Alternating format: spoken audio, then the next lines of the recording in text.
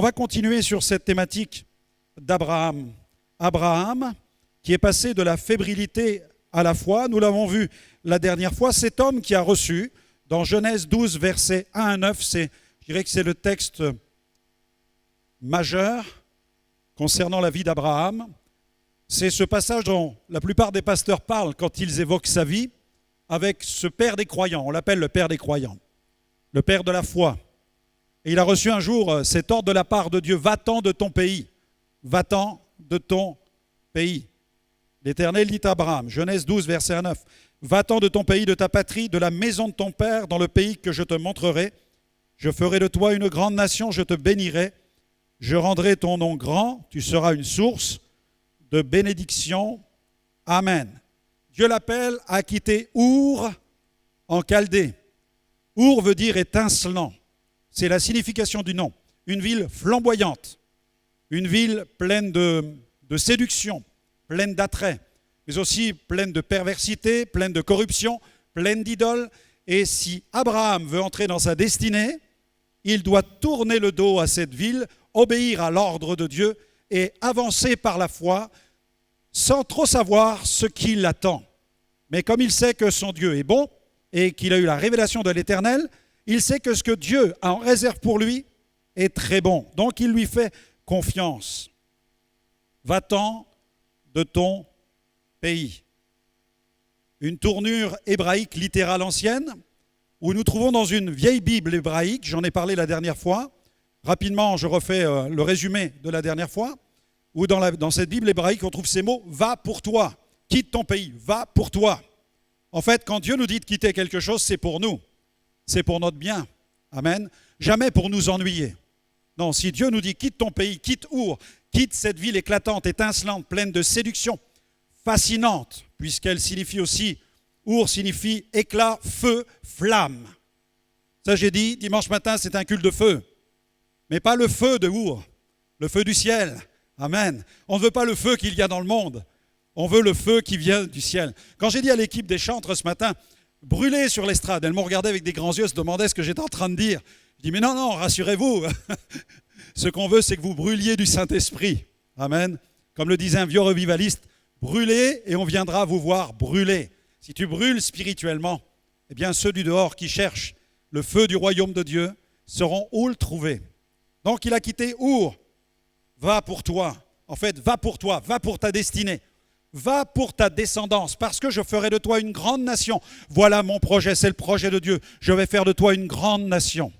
Donc, ta destinée ne va pas se résumer à Our, mais je fais de toi maintenant une grande nation. Je déclare sur ta personne qu'il y a en toi la semence d'une grande nation. Il y a en toi le potentiel d'une grande nation. Est-ce que l'Église a conscience? Elle a la conscience d'être une nation. La Bible dit, l'apôtre Pierre en parle, vous êtes une nation sainte. Amen. Vous êtes une nation qui est mise à part.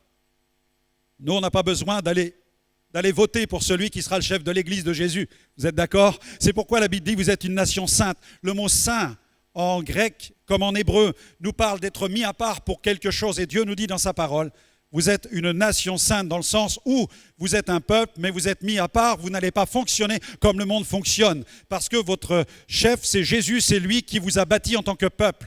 Et il est roi des rois pour l'éternité. Amen. On ne peut pas remettre en question l'autorité de Jésus. Personne ne peut se prévaloir d'être le chef de l'Église sur la terre.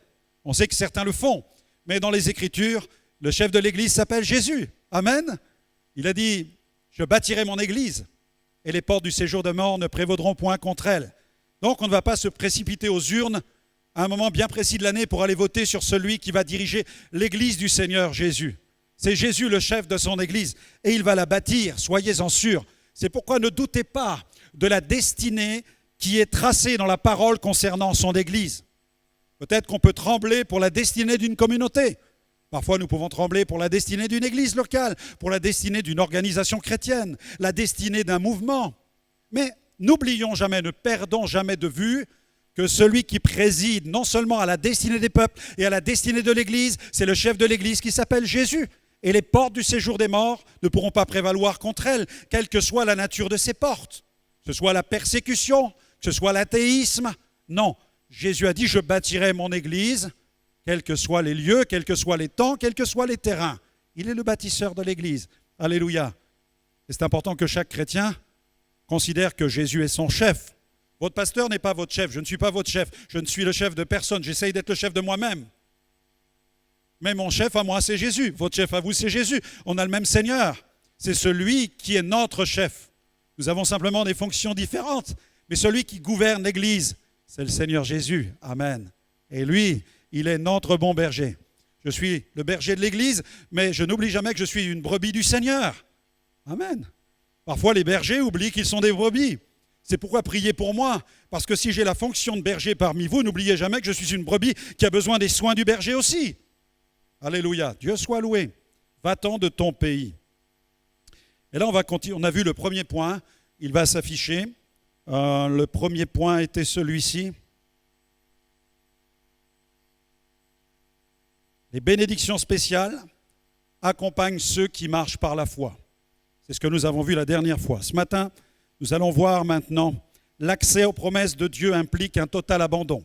L'accès aux promesses de Dieu implique un total abandon. Amen. Donc on reste bien attentif ce matin parce que Dieu a des bénédictions pour nous spéciales, mais l'accès à ces promesses implique un abandon. Certaines promesses, nous avons accès à certaines promesses sans faire d'effort. Mais certaines d'entre elles réclament notre engagement. C'est une erreur en tant que chrétien que de penser que nous avons tout reçu une fois par le simple fait que nous sommes sauvés et que tout s'arrête avec le salut et que nous ne pouvons plus prétendre à quelque autre bénédiction. Ça, c'est une erreur. C'est limiter le dessein de Dieu à notre égard. Parce que la Bible dit que nous avons été sauvés pour des bonnes œuvres qui sont préparées d'avance pour nous. Et cette curiosité qui est en moi fait que je m'intéresse sans cesse au plan que Dieu a pour ma vie. Et je ne l'enferme pas dans ce que j'ai vécu hier, parce que je sais que Dieu a prévu quelque chose pour demain. Mais si je veux vivre ce que Dieu a prévu pour demain, il est important qu'aujourd'hui, je sois vraiment attaché à lui et que mon abandon soit total. Sinon, je risque de passer à côté du plan que Dieu a pour ma vie. Et si je ne réponds pas au plan que Dieu a pour ma vie aujourd'hui, soyez-en sûrs, il va trouver quelqu'un d'autre qui va s'en charger de l'accomplir. Il y a même un texte dans la parole qui dit que l'Église qui ne s'est pas occupée du chandelier, Dieu l'a pris et l'a donné à une autre. Vous savez, Dieu ne se laisse pas embarrasser par le protocole. Dieu doit faire son œuvre. Lui, s'il me demande d'accomplir les œuvres qu'il a préparées d'avance pour moi, soyez sûr d'une chose, c'est que Dieu, lui, accomplit les siennes. Et Dieu accomplit son plan à l'égard de l'Église. C'est pourquoi il est important pour moi que je réalise que l'accès à toutes les promesses que Dieu proclame, prononce, déclare sur ma vie implique de ma part un abandon total pour qu'elle puisse se réaliser. Est-ce que je peux entendre un amen à cela? Amen. Dans ce deuxième chapitre, le premier point, c'est qu'une destinée divine implique la dimension surnaturelle. Vous avez un passage, prenez votre Bible, dans Genèse 11, versets 27 à 30. Le problème qu'Abraham rencontre, c'est Dieu déclare sur lui une grande nation. Dieu déclare qu'il va faire de lui une grande nation. Mais comment embrasser une telle parole prophétique quand votre épouse est stérile?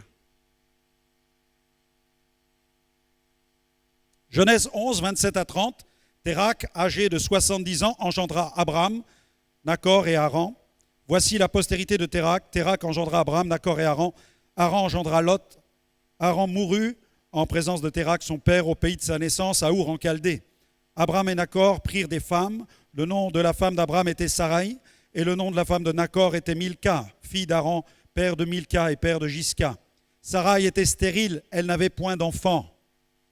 Comment embrasser une parole prophétique dans laquelle Dieu dit « Tu vas devenir une grande nation » alors que tu sais que sous ton toit, à la maison, ta femme est stérile? C'est une folie. C'est une folie. J'aimerais vous dire ce matin que la vie chrétienne est une folie. Elle repose sur une puissance qui est considérée par le monde comme une folie, mais la Bible dit que c'est la puissance de Dieu. La Bible dit que la prédication de la croix est une folie pour ceux qui périssent, mais elle est puissance de Dieu pour nous qui sommes sauvés. Comment Dieu peut-il bâtir son Église sur quelqu'un qui est mort sur une croix? Et pourtant, la foi fait que je crois non seulement que Jésus est mort sur la croix pour mes péchés, mais que le troisième jour, il est sorti du tombeau. Le christianisme est une, entre guillemets, religion dont l'ADN est surnaturel. Il est miraculeux. Gloire à Dieu. C'est la religion qui croit que son fondateur est mort, mais qu'il est ressuscité le troisième jour. C'est la religion qui croit que ce fondateur est à la tête de ce corps et qu'il le conduit vers sa destinée. C'est surnaturel. Et Abraham avait besoin de découvrir cette dimension du surnaturel. La vie chrétienne doit être marquée par le surnaturel. La vie chrétienne implique le surnaturel, tout simplement parce que personne ne peut devenir chrétien sans l'intervention surnaturelle du Saint-Esprit. Il n'y a pas de plus grand miracle que celui de la conversion. La conversion, c'est le cœur même du christianisme. Se convertir veut dire littéralement faire demi-tour, c'est-à-dire se tourner vers Dieu, se détourner en quelque sorte d'Our en Chaldée. Je me détourne de mes idoles, je me détourne de mes passions, je vais plus loin, je me détourne de mon ego pour me centrer sur une personne qui s'appelle Christ. Je quitte l'égocentrisme pour le christocentrisme. Je mets Christ au cœur de mon existence et mon ego est marqué par la présence de Jésus. Je garde mon ego dans le sens où je garde mon moi, mais mon moi est transformé par la puissance du Saint-Esprit. Ce n'est plus un moi charnel, c'est un moi habité par la puissance de Dieu. Je ne disparais pas dans la conversion. Je ne deviens pas une marionnette chrétienne. Non, je reste qui je suis. Je garde ma personnalité. Mais mon identité change. Et mon cœur est transformé par la puissance du Saint-Esprit. C'est pourquoi la Bible dit que nous sommes des nouvelles créatures. Même dans le texte original, il est question de création. 2 Corinthiens chapitre 5, verset 17. Si quelqu'un est dans le Christ, il est une nouvelle création. Les choses anciennes, les choses anciennes sont passées. Toutes choses sont devenues le pays promis, nouvelles. Amen. Est-ce que tu veux rester dans les choses anciennes ou est-ce que tu veux entrer dans le pays promis? La question est là. Seigneur, ma femme est stérile et tu me dis que je vais devenir une grande nation. Mais Dieu lui a dit, tu vas devenir une grande nation. Donc, c'est Dieu qui va le faire. Et tu dis, mais pasteur, vous dites que je dois vivre une vie chrétienne qui ressemble à celle de Jésus, mais je ne suis pas capable. Rassure-toi, moi non plus. Nous ne pouvons pas vivre la vie chrétienne humainement. Nous sommes obligés de la vivre humainement par la puissance du Saint-Esprit. Je reste un humain, mais participant de la nature divine. C'est le Seigneur qui me rend capable de vivre la vie chrétienne. Comme le dit Paul, c'est par la puissance de Dieu qui agit au travers de moi. Amen. Mais la puissance de Dieu ne peut agir au travers de moi que si je crois que Jésus est ressuscité. Amen. Parce que si Jésus est mort, mon christianisme n'est qu'une simple religion. C'est un ensemble de codes, de principes, de lois, de règles, de statuts, de il faut pas. Mais si le Saint-Esprit habite en moi, c'est la preuve que Jésus est mort sur la croix, qu'il est allé dans le tombeau, qu'il en est sorti le troisième jour, qu'il est remonté sur son trône et que là-haut, il a reçu du Père le Saint-Esprit, comme le déclarent les Actes des Apôtres, ce Saint-Esprit qui était répandu sur nous et qui habite en nous. Nous devenons alors des nouvelles créations, nouvelles créatures, un nouveau genre. Amen. Nous sommes d'un genre divin. Amen. C'est magnifique ça. Et c'est le Seigneur qui le fait. Alors, des fois, tu t'empêtes en disant, mais quel caractère que j'ai. Tu tapes la tête contre les murs en disant, mais je me suis encore mis en colère, je me suis encore énervé. Je m'étais promis de ne pas reprendre mes enfants, je m'étais promis de ne plus leur parler comme ça. Je m'étais promis d'être respectueuse à l'égard de mon mari, de lui préparer un bon petit plat, un bon rougail. J'ai déjà une vision, là, je vois qu'il est 11h19. Je passe commande à mon épouse, hein. Vous voyez, on se fait des promesses en fait. On se fait des promesses d'être meilleur. Mais en même temps, derrière, on se rend compte que sans l'intervention de Dieu, ce n'est pas possible. Alors sois tranquille. Tu luttes contre ton caractère, tu luttes contre ta chair, mais tu es d'une nouvelle nature si tu es en Jésus. Ta nouvelle nature, c'est l'homme nouveau, une créature nouvelle. Et tu dois marcher par la foi et considérer que tu es mort. C'est la foi. C'est la foi d'Abraham qui te permet de considérer que tu n'appartiens plus à Our en Chaldée, mais que maintenant, tu es en marche vers le pays promis. Ça, c'est la foi. Nous avons la preuve dans l'épître de Paul où il dit « Regardez-vous comme étant morts ». Ça, c'est un regard sur soi-même. Je dois adopter ce regard spirituel sur ma propre personne. Regardez-vous comme étant mort au péché et comme étant vivant pour Dieu. Ça, c'est le regard de la foi. Et si je regarde simplement à mes fébrilités spirituelles, alors je suis en train de me contempler comme je l'étais avant. Je contemple le vieil homme, mais la Bible dit qu'il est mort et il doit rester mort. Je ne dois pas le ressusciter, je ne dois pas aller fouiller dans cet endroit-là. Non, je dois regarder comme étant celui qui est vivant pour Dieu maintenant. Ça, c'est la foi. Regardez-vous comme étant mort au péché, comme étant vivant pour Dieu. Une destinée divine aussi implique la nécessité d'une transformation. Parce qu'Abraham a besoin d'être transformé avant de devenir Abraham, le père des croyants. Il est saisi par des doutes, saisi par des peurs. Celui qu'on appelle le père des croyants avait la trouille. Ok? Alors rassurez-vous, cessez de voir les patriarches ou les apôtres comme étant des champions sans défaut et sans faille. Ils luttaient tous contre des fragilités et même des fébrilités spirituelles, puisqu'Abraham était gagné par la peur. À cause de la peur, il apprend qu'il y a une famine, donc il prend peur. Une famine vient dans le pays de Canaan, il prend peur. Qu'est-ce qu'il fait? Il fuit en Égypte. Première réaction, il fait les valises, il s'en va. Une famine arrive, on file. C'est comme cette semaine, on entendait qu'il y allait avoir, il y a une guerre dans les pays de l'Est, tout le monde a couru dans les supermarchés pour remplir les placards. Tout ça parce que tout le monde pense qu'il va y avoir une famine, qu'il va manquer de pâtes, il va manquer d'eau, il va manquer... Donc les gens remplissent les garages, ils font des réserves, et puis la semaine suivante, ils se rendent compte qu'il y a toujours des produits dans les rayons. Et c'est la peur. Et à cause de cela, ils ont vidé leur compte en banque et puis ils n'ont plus un sou pour le reste du mois parce qu'ils ont trop dépensé à faire des réserves. Et là, Abraham prend peur. Une famine arrive. Vous lirez ça dans Genèse 12, versets 10 à 14. Une famine arrive dans le pays. Il a peur de manquer. La peur le gagne. La menace de la famine s'érige devant lui comme une vraie muraille d'impossibilité. Pour lui, il ne va pas pouvoir triompher de cette impossibilité. Mais pourtant, regardez ce que Dieu lui dit. Tu vas dans ce pays-là. C'est un pays promis où coule le lait et le miel. Dieu le teste encore. C'est un pays où coule le lait et le miel. Une famine, on déclare qu'une famine arrive, il file en Égypte. Non, ce n'est pas la bonne direction. Qu'est-ce qui t'a conduit en Égypte? C'est la peur. Attention, bien-aimés, faites attention aux décisions que vous prendrez dans la vie parce que vous avez peur. Ne prenez pas de décisions hâtives. Apprenez à ne pas prendre des décisions quand elle est conditionnée par un état de peur et d'angoisse. Non. Retrouvez la sérénité dans la prière. Placez-vous devant le Seigneur. Laissez-le vous libérer de la peur. À un moment dans la Bible, Jésus dit à un homme, « Ne crains pas, crois seulement. » Vous connaissez ce passage? « Ne crains pas, crois seulement. » Littéralement, le terme grec, c'est phobia. N'aie pas de phobie. Littéralement, n'aie pas de phobie, borne-toi à croire. Borne-toi à croire. C'est-à-dire, quand tu bâtis une maison, on fixe les bornes. Avec l'architecte, les maîtreurs viennent, on fixe les bornes. Et à l'intérieur des bornes, tu es chez toi, dans ta propriété. Ça t'appartient. Fixe-toi les bornes de la foi afin d'occuper la position spirituelle qui est la tienne.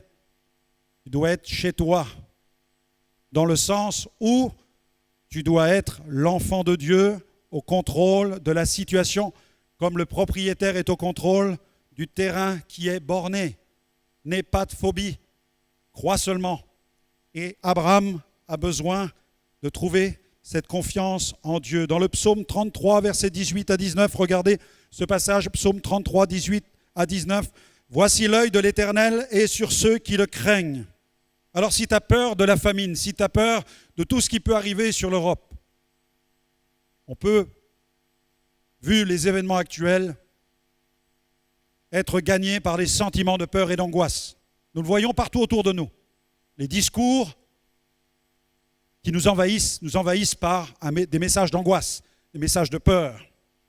Voici l'œil de l'Éternel est sur ceux qui le craignent, sur ceux qui espèrent en sa bonté, psaume 33, 18, 19, afin d'arracher leur âme à la mort et de les faire vivre au milieu de la famine. Est-ce que je peux entendre un amen à cela? Les faire vivre au milieu de la famine, non pas te faire fuir de la ville ou du pays pour trouver un endroit meilleur où tu vas manger, je ne sais pas quel fruit, où tu dis là-bas les fruits poussent à volonté, je vais aller dans tel pays, comme ça je vais être tranquille. Non, ne prends pas la fuite. Non. Où est ta place? Reste maître de la situation. Garde le contrôle. Amen. Mais Abraham a été gagné, envahi, submergé, noyé par le doute. Il a fui en Égypte. Job 3, verset 25. Job 3, verset 25.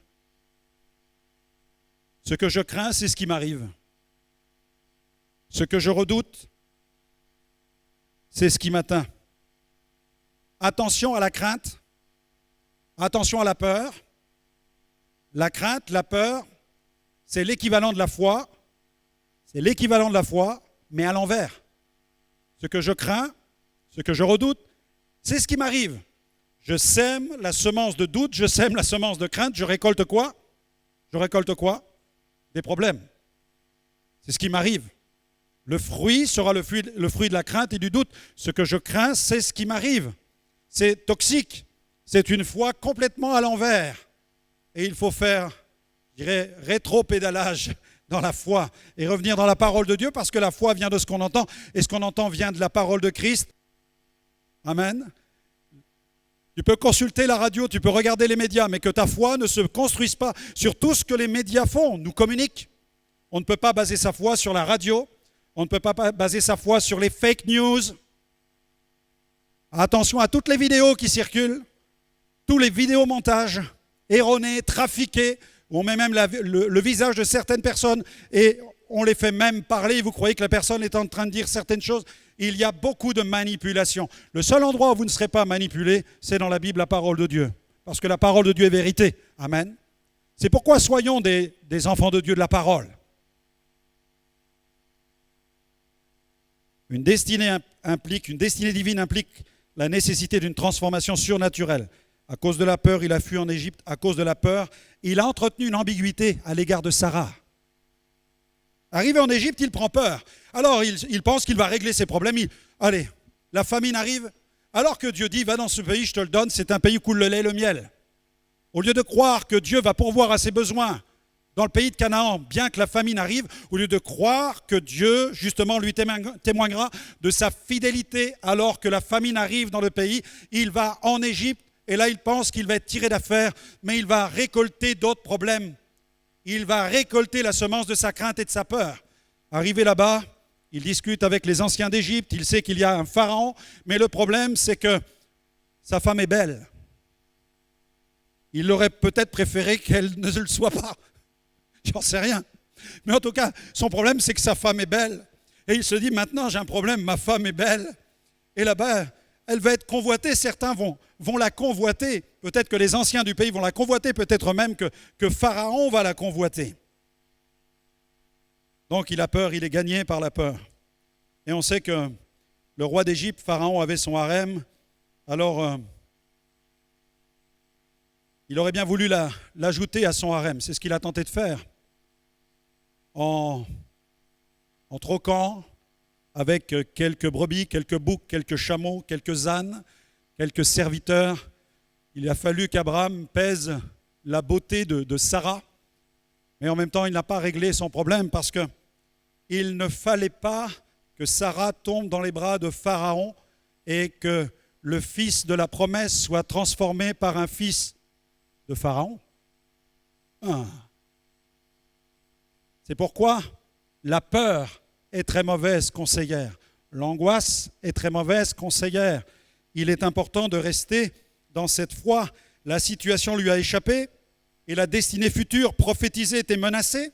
L'Éternel a dû entrer en contestation. Donc l'Éternel est venu à son secours.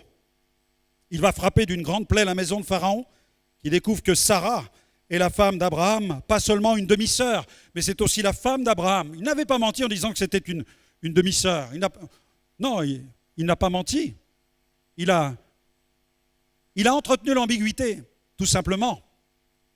Mais à cause de la peur, on prend des décisions qui sont ambiguës.